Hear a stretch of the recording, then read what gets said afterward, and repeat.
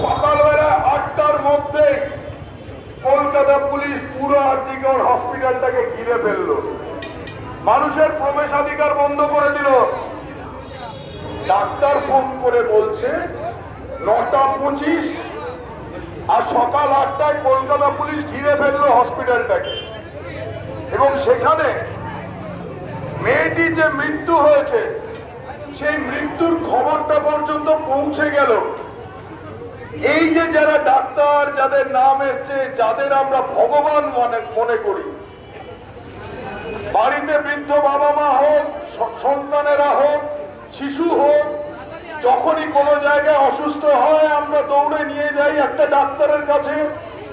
সে সময় একটা ডাক্তার আমাদের কাছে ভগবান, আমরা চোখে দেখিনি কিন্তু ডাক্তারকে আমরা ভগবান রূপে দেখি তখন। আর সেই ডাক্তাররাই যারা এই পুরো চক্রটার মধ্যে আছে, সবাই উপস্থিত হয়ে গেছে। এরা কারা?